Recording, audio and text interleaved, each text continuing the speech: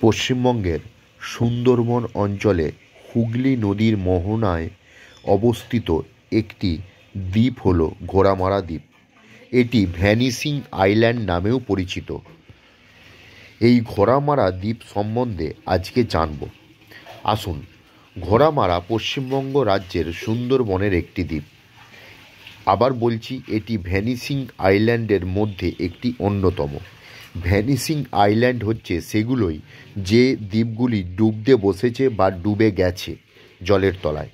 অবস্থান: এটি হুগলি নদীর মোহনায় লোহাচড়া দ্বীপের উত্তরে অবস্থিত, অর্থাৎ বুড়িগঙ্গা নদীর উৎসস্থলে অবস্থিত। যেখান থেকে বুড়িগঙ্গা ভাগ হয়েছে ঠিক সেই জায়গাতেই ঘোড়ামারা দ্বীপটি অবস্থিত। এর আয়তন 8.18 বর্গ কিমি। আগে কিন্তু এর আয়তন অনেকটাই বেশি ছিল। বর্তমানে বিভিন্ন কারণের জন্য এর আয়তন ক্রমশ কমছে।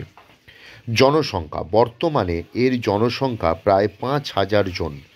আগে জনসংখ্যা বেশি ছিল, বর্তমানে কমছে এবং এখন অনেকটাই কমে গেছে। সমস্যা: দ্বীপটি ক্রমশ জলের তলায় ডুবে যাচ্ছে। কিছু গ্রাম সম্পূর্ণ জলের তলায় তলিয়ে গেছে। বিগত 30 বছরে 75% ভূমিভাগ নিশ্চিহ্ন হয়েছে। এই সমস্যার কারণ: 1 নম্বর কারণ সমুদ্র তলের উত্থান, ঘূর্ণিঝড়ের প্রকোপ বৃদ্ধি, ম্যানগ্রোভ বনভূমি ধ্বংস, উপকূলীয় বন্যা ও সামুদ্রিক জলোচ্ছ্বাস। বর্তমান পরিস্থিতি: ভরাকটাল ও প্রবল ঘূর্ণিঝড়ের সময় দ্বীপটি সম্পূর্ণ জলমগ্ন হয়ে যায়। ফলে অনেক বাসিন্দা বর্তমানে কাকদ্বীপ ও সাগরদ্বীপে স্থানান্তরিত হচ্ছে। এইটুকুই জানালাম। নমস্কার, আবার আসছি অন্য ভিডিও নিয়ে।